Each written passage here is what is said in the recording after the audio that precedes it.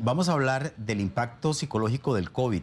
Y yo estoy seguro que mucha gente se va a sentir identificada con esta entrevista porque hay muchas casas donde incluso han perdido familiares cercanos por causa de esta horrible enfermedad que nos ha quitado muchas cosas. Lo más importante que nos ha quitado es la vida de seres humanos que amamos, maravillosos. Y yo no solamente me solidarizo con todas estas personas, sino que hemos querido abrir un espacio para conversar, para que de alguna u otra forma lo que aquí se diga sirva para que reflexionemos todos en casa, para que tratemos de entender mejor cómo es que nos afecta esto, para que tengamos un poquito de mejores herramientas para poderlo enfrentar si es que nos toca enfrentarlo en los próximos meses o en las próximas semanas, porque esto, señores, no se ha acabado, aunque la cosa, ¿verdad?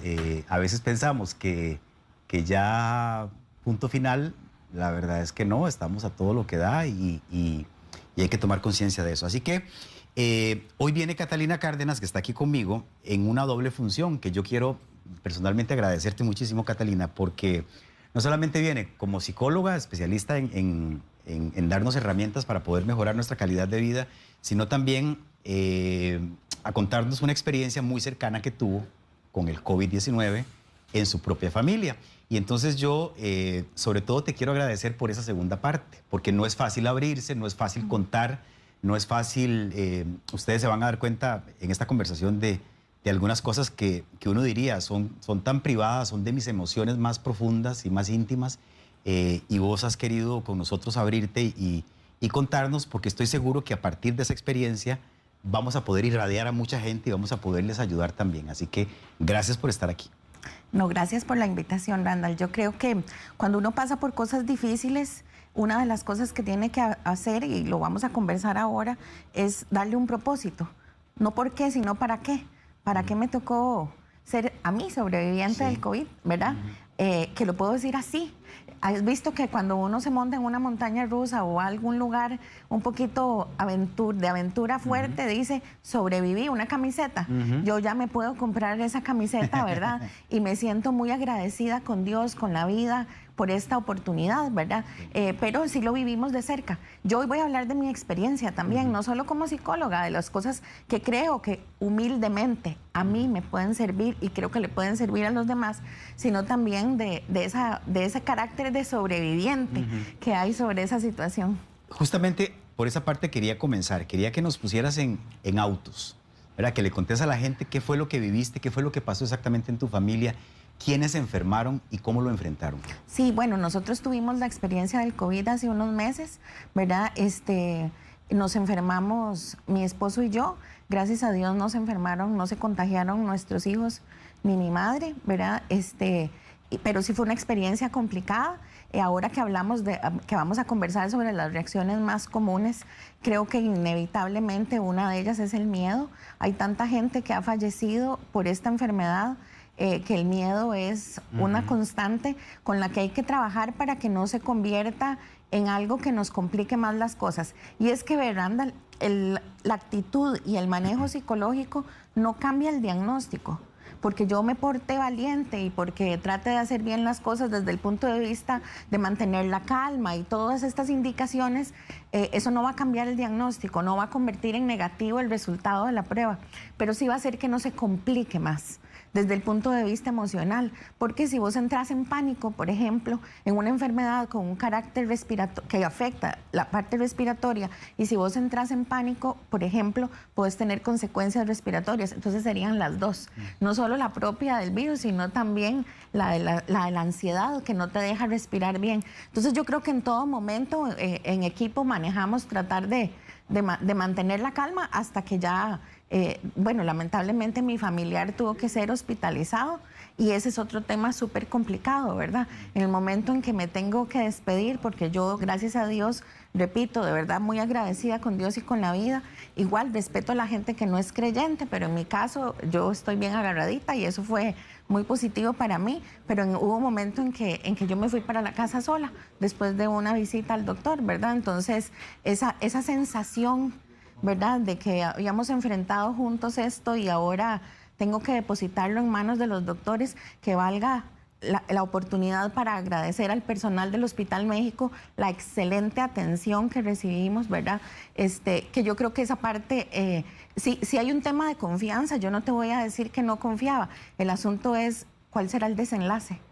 Claro. ¿Será un desenlace positivo o será un desenlace como el que muchas familias con las que me solidarizo profundamente han tenido que pasar, que es despedirse de su familiar y a partir de ahí acordate que no hay visitas, que no hay posibilidad de ir a ver a la persona en ningún momento y entonces es un despedirse en ese momento que no sabes cuánto tiempo va a ser y no sabes qué resultado va a tener. Entonces esa incertidumbre también, yo estoy segura que las personas que nos acompañan hoy y que han pasado por esto saben de lo que estamos hablando, ¿verdad? Ese temor de qué va a suceder. Entonces aquí viene una clavecilla, de esas que vamos a compartir hoy así como intercaladamente. Hay una frase que yo me repetí mucho. ¿Esto lo estoy pensando o está pasando? ¿Por qué? Si yo estoy pensando catastróficamente que ya se acabó todo esto y que hasta aquí llegó una historia de vida juntos y, ¿verdad? Y todas las cosas lindas que hemos compartido a lo largo de la vida. Y ya yo casi estaba llorando al muerto. ¿Esto está pasando o lo estoy pensando? No estaba pasando, Randall. Lo que estaba pasando en ese momento era otra cosa. Qué interesante, pero es que todo el contexto en el que te moves, me imagino yo, te lleva a pensar en eso. Claro, y además acordate que la loquilla, ¿verdad? La mente se dispara y empieza a jugarnos malas pasadas porque empezamos a pensar un montón de escenarios que lamentablemente de cara al contexto que estamos viviendo son escenarios mayormente negativos. Y acordate que en otros momentos hemos hablado de la rumiación del pensamiento, de aquel pensamiento rumiante de las vaquitas que va y viene. Entonces, esa clave de está pasando o lo estoy pensando es muy importante porque donde yo me ubico, mindfulness, acordémonos, en el aquí y el ahora, no está pasando eso. Entonces no me tengo que adelantar, disfruto el momento, todavía está conmigo, estamos luchando, estamos haciendo lo mejor que podemos. Tenemos un plan al que nos hemos apegado de cuidado, que nos han ayudado a hacer lo que hemos investigado, nuestros amigos, los doctores. Entonces, a ver, ubiquémonos en el aquí y el ahora. Que si yo me le dedico demasiado tiempo a lo que estoy pensando, me roba la paz y cuando me doy cuenta ya me estoy ahogando. Y no es del COVID, es del susto, de lo que estoy pensando, ¿verdad? Ok, entonces para que entendamos bien, los dos se enferman. ¿Quién se enfermó primero? Mi esposo. Él. Y él llevó la peor parte. Y él llevó la peor parte. Por lo que interpreto de tus palabras. Ajá. O sea, él fue internado en el hospital. Sí. Y ahí vos dijiste... A rezar. Porque lo único que puedo hacer a partir de este momento es tener una actitud positiva, transmitírsela cuando podía conversar con él y rezar. Porque yo soy creyente, repito. Sí, ¿verdad? No hay nada más que hacer. No hay nada más que hacer. Porque esa es otra cosa. ¿Qué controlo, Randall? Y esa es otra cosa que es muy importante en medio de estas circunstancias. ¿Qué controlo? Controlo lo que pienso, controlo lo que siento. Mis emociones. Claro. Controlo mi cuidado, mi autocuidado, o sea, lo que yo puedo hacer por mí misma y por mi familia. Este tema de que cuando estás en una casa tenés que aislarte de los que no están enfermos y tenés que apegarte a un protocolo de cuidado para no infectar a los demás. Todo eso lo controlo. ¿Qué va a pasar? Si está triste o no la otra persona, si lo están atendiendo, o sea, todo eso no lo controlo. Y sobre todo el desenlace final que tenga la situación, tampoco lo controlo. Entonces tengo que poner mi atención como estas lucesotas que nos alumbran, esa spotlight, ¿verdad? Esa luz grandota, yo la tengo que poner en lo que sí controlo. Ok, entonces vos dijiste antes que vos te despediste. Sí, porque cuando usted entrega a su familiar, ¿verdad? Le dicen, bueno, despídase, porque ya no hay visitas y no lo puede venir a ver. Pero es una despedida, ¿cómo? Bueno, además es intensa, pero es rapidísima, porque no podés estar... O sea, acuérdese que aquí hay un tema muy interesante, otro temilla, otra banderita roja. Usted tiene un proceso emocional para sus cosas, pero esta enfermedad y la forma de trabajarla tiene otra velocidad. Entonces uno ocupa, como persona, tal vez ir más despacio. Hey, un momentito, tal vez yo quiero un fuerte abrazo, tal vez yo quiero decirle unas cuantas cosas, tal vez cero, corra, apúrese, esto es de vida o muerte, hay que poner ya oxígeno, hay que, y la gente que está todavía más complicada tiene que tomar otras medidas. Entonces el proceso psicológico o mi proceso emocional no va de la mano de la carrera en la que hay que actuar. Va con lo Entonces, ¿qué pasa? Una despedida súper intensa emocionalmente, pero como ahogada. Y podríamos saber, con mucho respeto te lo digo, si me decís que no, lo entenderé, ¿qué le dijiste o qué se dijeron? Es que fue muy rápido, Randall, por eso te digo que las cosas quedan como ahogadas, ¿verdad? Fue pues, la expresión de mis emociones más profundas, ¿verdad? Y estoy segura que nos vemos después. Póngale ganas, cuide lo psicológico y nos vemos después. ¿Él hablaba? ¿Él podía hablar? Con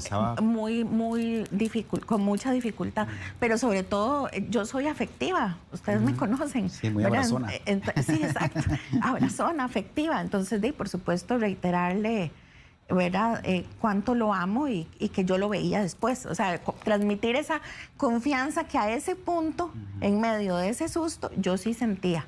Después hubo momentos, porque hay momentos donde uno hace altos y bajos, ¿verdad? Como la montaña rusa. Como la montaña rusa, exacto. Entonces había momentos donde yo decía, ay no, qué torta, no sé si ¿verdad? Si lo vamos a lograr, ¿verdad? Yo sí, físicamente, digo, lograr volver a estar juntos, ¿verdad? Y pensaba mucho en momentos vividos, bonitos, y los no tan bonitos donde nos hemos acompañado. Entonces esa parte también es muy interesante, porque tratar de pensar que eso va, ¿verdad? Que no, ¿cómo te explico? Como piensa en algo positivo en este momento. No, el pensamiento rumiante de todo se va a acabar, es capaz que se muere. No, pensemos en las partes positivas. Si por ejemplo yo quiero conocer Osa, porque fíjate que nunca he ido a Osa. Entonces te cuento, esa fue una cosa que me propuse, ¿verdad? Vamos a tener una aventura más, ¿verdad? Y una aventura más, llámese subir aquí a Escazú, al cerro, o a las eólicas. No te estoy hablando de algo extraordinario, ¿verdad? Ni extremo. Ni extremo, pero sí cositas en donde disfrutamos, ya sea en pareja o con nuestros hijos. Entonces yo me agarré de esas posibilidades. En psicología eso puede llamarse negación, Randall, ¿verdad? Como negar la gravedad del momento y agarrarse de este tipo de cosas. Pero no, vieras que yo le llamé que yo estaba tratando de hacer un realismo optimista. Es una combinación que no existe teóricamente, pero yo quería ser realista de que una posibilidad es que corriera la suerte de las personas que ya no nos acompañan, pero también invitar a la gente que está en esta situación a abrazar la esperanza, porque habían cositas de las que sí podíamos agarrarnos, ¿verdad? Por ejemplo, de su salud, de que es atleta, de que es una persona relativamente joven, de que es una persona, nos hemos alimentado súper bien desde que todo esto empezó, dijimos, ok, ¿cómo vamos a enfrentar este tiempo? Hemos tomado algunas cositas que nos han recomendado una amiga doctora, hemos tratado de alimentarnos bien. Entonces, ese tipo de cosas, como decir, bueno, tengo que confiar en todo lo que hemos hecho hasta ahorita. Y además tenemos de meta una nueva aventura en Osa, ¿verdad? Porque no conozco y quiero conocer. Y bueno, como meterle ganas con entusiasmo a esa otra parte, ¿verdad? Ya. ¿Cuántos días estuvo en ese estado él? Qué vacilón, Randall, fíjate que no me acuerdo. No. Te puedo decir que se me hizo una eternidad, sí. Pero sí. ¿Pero qué será? ¿Semanas? ¿Cómo fue que yo no? ¿O días? No, una semana creo. Pero qué vacilón, ve cómo es esta experiencia y que venía a hablar de esto y no cuantificaste. No cuantifiqué los días, digamos. Bueno, es que seguramente uno pierde también la noción del tiempo. Eso te iba a decir, porque también parte de lo que sucede, como otra vez, vos tenés que poner la luz en lo que es realmente importante. Y lo realmente importante en ese momento era ponerle ganas todos a mejorar. Y vieras que la parte intensa, grave, no recuerdo. Todo ha durado bastantito porque la recuperación después de esto es muy fuerte. Y esto, Randall, que todavía hay familias que la pasan todavía más difícil porque van a cuidados intensivos. Esa no fue nuestra experiencia, ¿verdad? Y también hay gente que está prolongada 1 mes, 2 meses hospitalizado, ¿verdad? Entonces, yo creo que aquí también otro metidito que quiero hacer es la solidaridad, ¿verdad? Qué importante ser solidarios con las personas que están pasando algo así.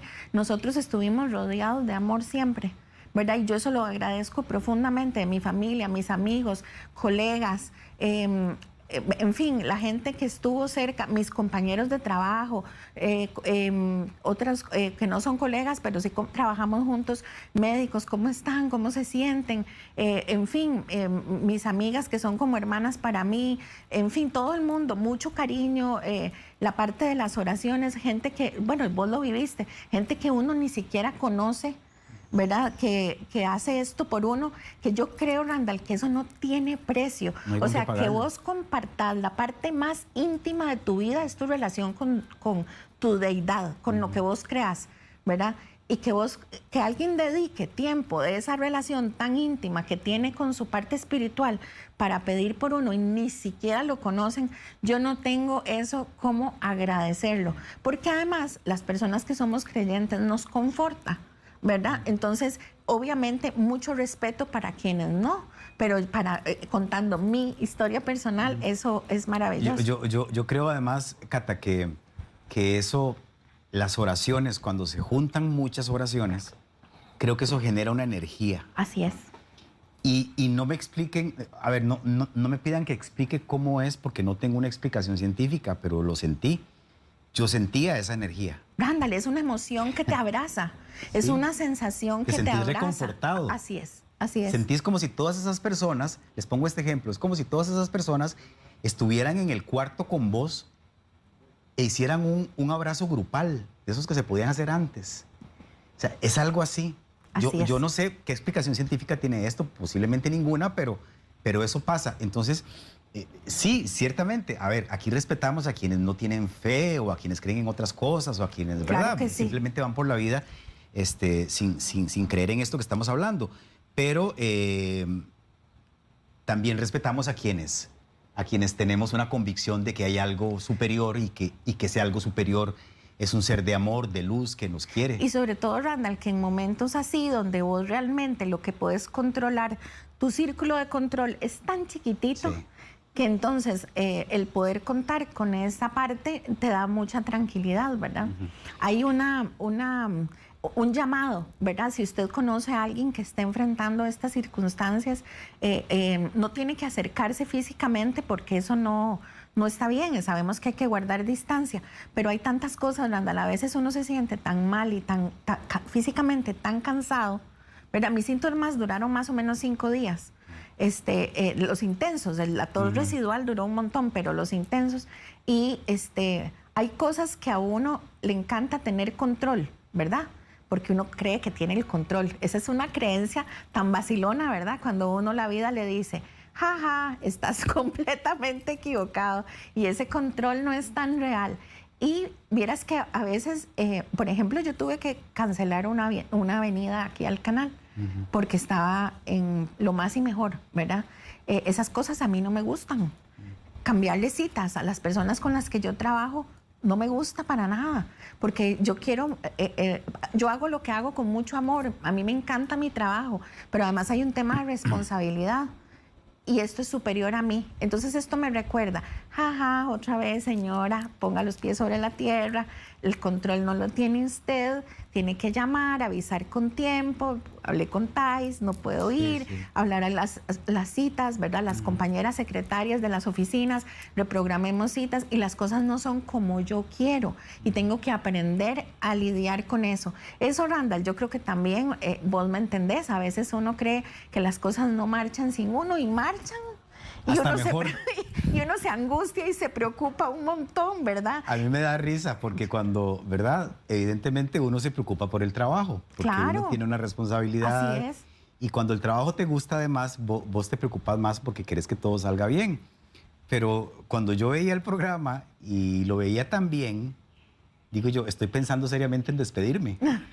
Porque sale mejor sin mí que conmigo aquí.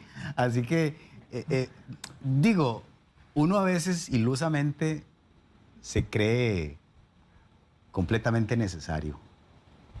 Y yo creo que nadie es necesario, nadie es indispensable en esta vida. Necesario tal vez sí, pero indispensable no. En esta vida, digo, las cosas van a seguir pasando. Lo que pasa también, Randall, es que hay muchos escenarios en los que uno piensa que también generan un montón de angustia, ¿verdad? Por ejemplo, yo no tengo hijos bebés, pero pensar en eventualmente la posibilidad de no acompañarlos más en este camino, te cuento que tiene un sabor agridulce. Por un lado, yo dije, bueno, gracias a Dios están grandes. Ya no son chicos menores de edad, por ejemplo. Pero claro, ¿qué tanto me gustaría a mí ver a fulanita hacer esto y a sutanito? Son dos, ¿verdad? Hacer las cosas que ellos quieren hacer, sus sueños, qué lindo seguirlos acompañando. Son de mis personas favoritas, Randall. No sabes lo que yo disfruto mi familia. Entonces yo no estaba lista para eso, pero es una de las cosas que pensé. Y fíjate que ese es otro cortecito de psicología aquí, que yo creo que es muy importante. Uno no puede apegarse a las cosas negativas en un momento así porque se llena de angustia. Pero sí es bueno decir, ok, ¿cuál sería el peor escenario y cómo lo voy a enfrentar? ¿Verdad? Entonces, si el peor escenario es que yo no voy a estar, ¿qué es lo que vamos a hacer? Y yo nunca estuve tan grave. Lo que pasa es que hay gente que de esto ha fallecido y no sabes cuál va a ser el pronóstico. Porque entre todo lo que uno lee, y aquí viene otro consejo, qué importante es leer cosas atinadas, científicamente correctas, Randall, porque información buena es información de poder para enfrentar esta situación. Entonces, entre todo lo que leímos, decía que los primeros 8 días eran claves.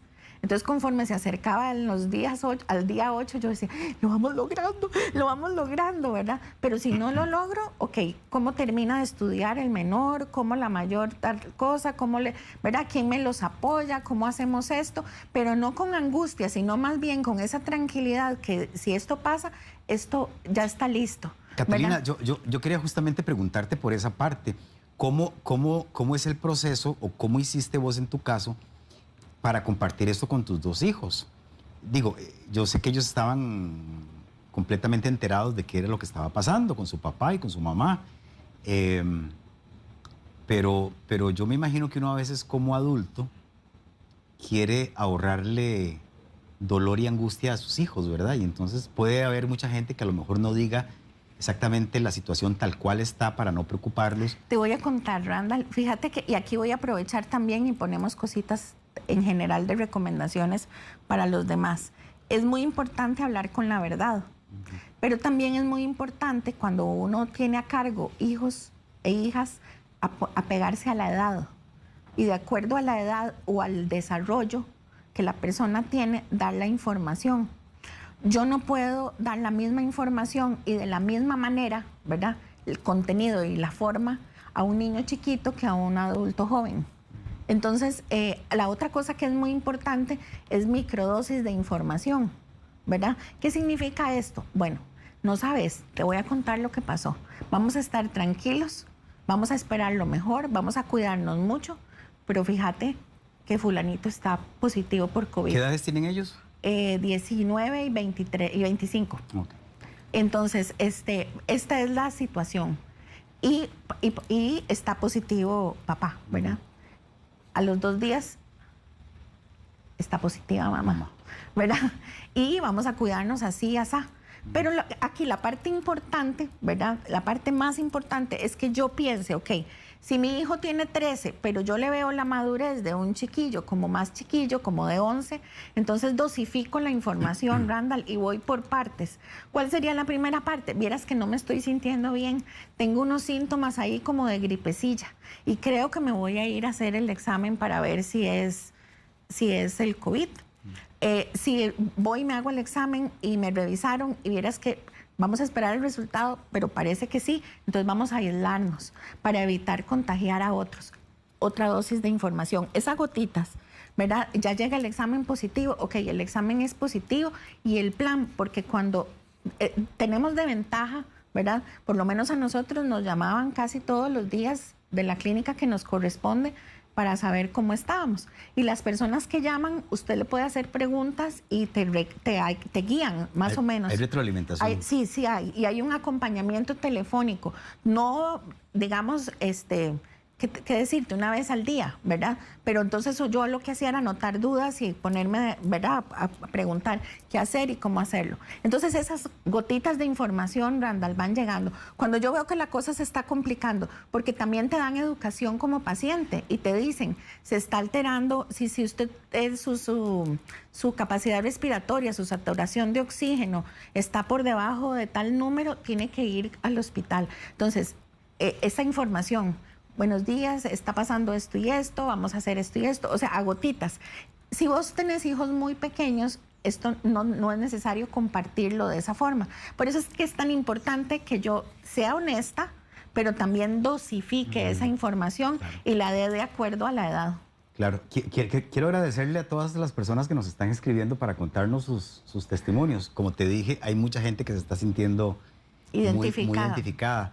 Mía Paz nos escribe esto y me lo voy a permitir leer todo. Mi papá murió hace unos meses por una falla renal. Ingresó al hospital y nunca más lo volvimos a ver. Durante esas 4 semanas fue doloroso no poder estar con él e imaginar también cómo se sentía sin nosotros. Hubiera dado lo que fuera, aunque sea por una llamada, y decirle te amo. Hago un llamado a los centros médicos para que den un trato empático a estos pacientes que están sin sus familiares para facilitar videollamadas en esos momentos de soledad y de separación. Mía, vieras que yo conozco muchas experiencias. No solamente quiero agradecerle a todo el personal de salud porque sé que trabajan con el corazón y trabajan más horas de la cuenta y esta pandemia los ha puesto a prueba física y emocionalmente y han salido con notas sobresalientes. Así que yo creo que esta gente merece nuestro respaldo, nuestro apoyo y nuestro agradecimiento eterno. Y conozco de mucha gente que ha podido comunicarse con su familiar, con COVID, por ejemplo, a través de un teléfono celular que un enfermero le prestó. Sí, eso iba a comentar, Randa. Y eso habla muy bien, no solamente del buen trabajo que están haciendo desde el punto de vista de salud, sino también de la empatía con la que asumen esto, porque digo, no tienen obligación de hacerlo, eso sale completamente de sus funciones, pero ahí está la empatía. ¿Y uno cómo agradece eso? Yo creo que una de las limitantes más grandes que tenemos en el contexto de lo que estamos viviendo es la forma en la que nosotros acostumbramos a expresar el amor y los cuidados a la gente que queremos, ¿verdad? Que obviamente es a través del contacto físico, el abrazo y demás. Lamentablemente, Randall, por razones obvias y por todo lo que estamos pasando, eso no se puede. Fíjate que, por ejemplo, en la experiencia nuestra, el hospital se organiza y hace un parte médico todos los días en la tarde. Así era con nosotros, ¿verdad? Todos los días en la tarde había un parte médico, ya fuera por un mensaje de WhatsApp o por una llamada. Esa llamada es como espera uno la llamada del novio, básicamente, ¿verdad? Es como, es el momento de saber cómo está y demás. Si la persona no se encuentra en condiciones de hablar, ¿verdad? Porque a veces no es posible que conversen. Esta persona que te llama te da retroalimentación y usted lo espera con ansias porque es la forma de saber cómo están las cosas. Creo que parte de amar, el verdadero significado de amor aquí, Randall, tiene que ver con esta capacidad de renuncia a estas formas tradicionales de expresar amor, claro, porque no hay forma, o sea, realmente no se puede. Y sí sé, ¿verdad? Inclusive yo misma al inicio de la pandemia con algunos compañeros grabamos ejercicios de mindfulness para compartir en celulares, ¿verdad? Y sé, por ejemplo, que en el Hospital de San Ramón estaban utilizando parte de los ejercicios que habíamos grabado. Lo que pasa es que ya lo dijiste, eso involucra el celular personal de alguien que no siempre va a estar ahí. Además, acordate de todas las limitaciones que hay para tener objetos cerca. O sea, estamos viviendo una situación que parte de la angustia que genera esto y con lo que nosotros tenemos que trabajar mentalmente, precisamente es que la forma acostumbrada de dar amor y cuidados no es la que podemos dar ahorita. Pero sí comprendo y empatizo totalmente con Mía, que no se pudo despedir diferente de su papito, ¿verdad? Claro, y uno piensa ahí en doble vía, ¿verdad? No solamente en lo que yo estoy sintiendo, viendo a mi papá y sabiendo que está ahí, que no lo puedo ver, que no tengo contacto directo con él. Y también uno piensa qué estará sintiendo él. Por supuesto. ¿Cómo se está sintiendo? Claro. Todo el temor que debe tener encima, toda la incertidumbre, toda la duda. O sea, si lo siento yo, imagínese cómo no lo va a sentir él, que es el que lo está viviendo en primera persona. Y Randall, te voy a decir otra cosa.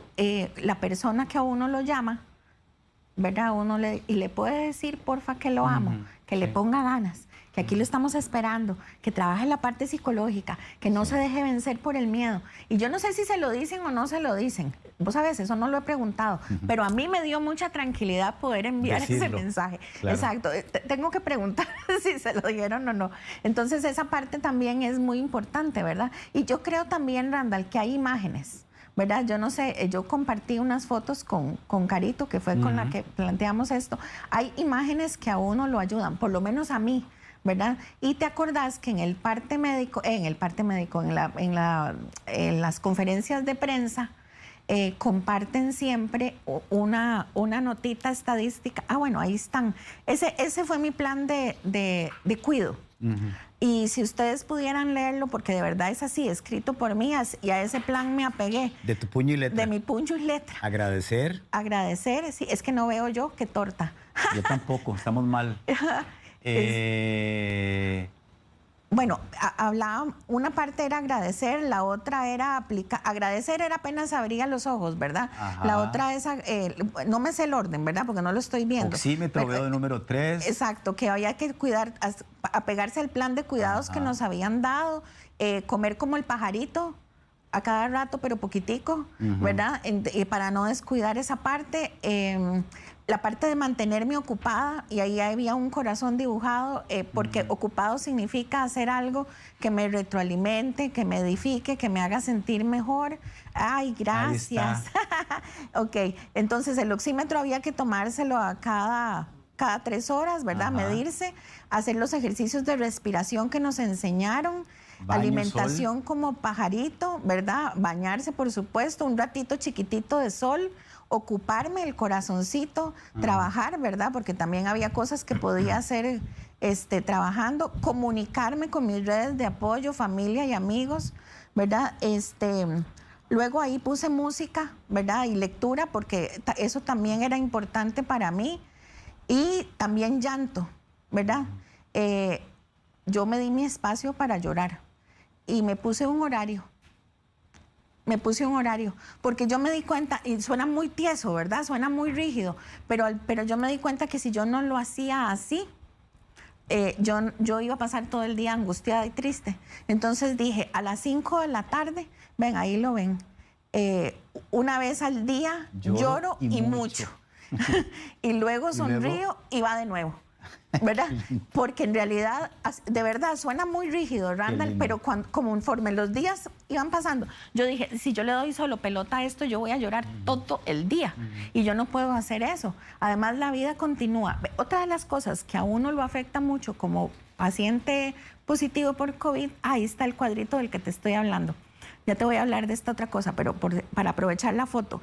Esa que ves ahí marcado en una ruedita, ajá, son los pacientes recuperados. Okay. Y cuando yo me di cuenta que yo tenía COVID, al tercer día tenía miedito, pero miedito de ese que paraliza. Miedote, entonces. Ajá. Yo dije, ese es mi grupo. A ese grupo voy a ir yo. Y yo voy a hacer todo y voy a apuntar todo a que nosotros vayamos a estar en ese grupo. Lo que dependa de mí. Si ya no depende de mí, me tengo que preparar para el peor escenario, pues me prepararé. Pero desde mi punto de vista, entonces, Randall, donde fallaban las fuerzas, o donde estaba antes de tomar la decisión de que eran las 4 de la tarde, yo me apegaba a eso. Y ese numerito, ese que ves ahí, ese es dramático. Por debajo de 90 hay que irse al hospital. Y ese fue el indicador de que hay que salir corriendo. Y ahí fue donde decidimos que teníamos que irnos, ¿verdad? Y ese fue un antes y un después. Y yo creo que eso también es muy importante de todos los cuidados que nos dieron, ¿verdad? Y todo lo que nos enseñaron a hacer. Ok, ese es el punto de partida para la segunda parte. Y la tercera, gracias a Dios, es que estamos contándolo, ¿verdad? Y vieras que también es interesante esto que te decía de que cuando uno... Ahí está mi imagen, el alto. Esa fue muy importante en la rumiación de pensamientos. Empiezo yo a darle vueltas a las ideas negativas y al miedote, y empiece usted a pensar en el alto. ¿Qué pasa si usted no respeta esa señal? Choca. ¿Y yo con qué estaba chocando? con lo que pensaba, no con lo que pasaba.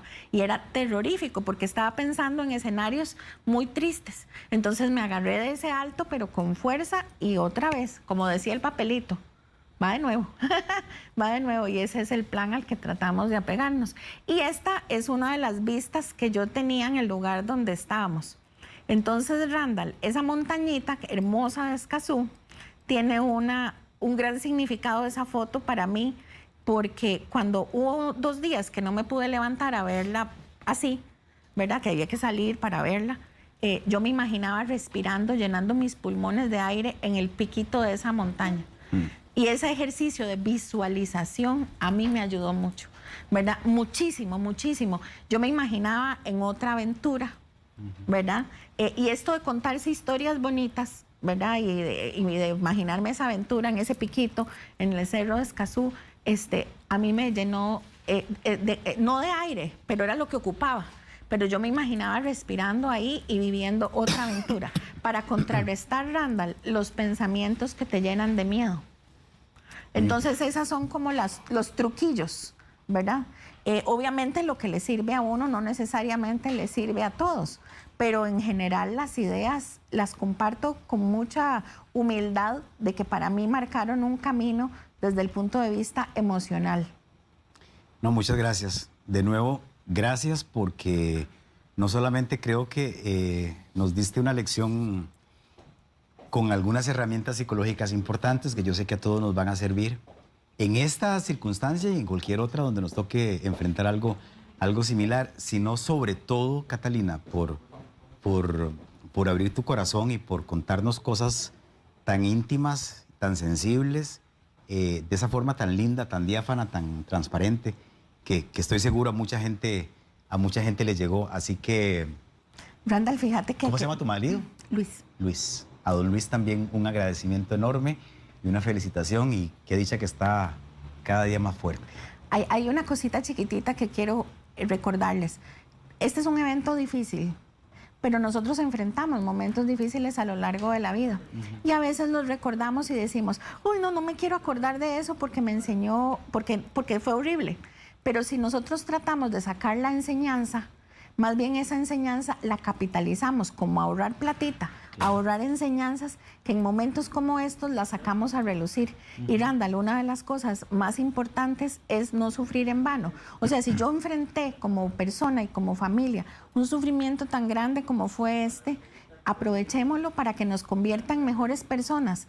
Aprovechémoslo para que una vez superado el dolor, porque no es tan rápido, ¿verdad? No es tan rápido. Eso es como muy romantizado, ¿verdad? Cuando ya yo logre superar este trance difícil, ya sea que perdí mi familiar o que estamos luchando con él en el hospital, esto me puede ayudar para ser una mejor persona, para ayudar a otros de alguna u otra manera, ¿verdad? Y para poder de alguna manera sentir que no fue en vano, ¿verdad? Que de esto saco algo positivo que me edifica y me ayuda a ser una mejor persona. Qué lindo. Muchas gracias. Bueno, quiero dejarles los números de contacto de Catalina en caso de que quieran ustedes conversar más con ella. 2201-7201, también el 2271-4949, o la pueden buscar en Instagram, la pueden seguir, es @cata.la.psicóloga. Así es. Ahí están los números de teléfono apareciendo y ahí está justamente el Instagram. Gracias. Mandale un abrazo de nuestra parte a Luis. Gracias, Randall. Y a tus hijos también. Muchas gracias. Fueron unos guerreros valientes y estuvieron ahí. Que nos podemos poner la camiseta de sobrevivientes. De sobrevivientes. Y un abrazo a todas las personas que están pasando por esto. Sí. Nuestra solidaridad. Siempre hay que pensar que esto no acaba todavía, ¿verdad? Que esto no es jugando, que no es como algunas personas insisten en decir, ¿verdad? En minimizar. Exactamente. Hay que poner atención, hay que poner cuidado, hay que seguir extremando medidas, hay que seguirnos cuidando. Yo creo que la muestra más grande de amor que podemos darle a alguien es cuidarme yo para no ponerte en riesgo a vos, que estás a la par mía. Que es uno de los grandes sustos, Randall, cuando uno pasa por esto. Claro, yo me imagino que vos pensaste inmediatamente. No, esa parte no te la he dicho, la culpa, pero bueno, ahí hablamos otra vez. Hacemos una segunda parte. Bueno, muchas gracias.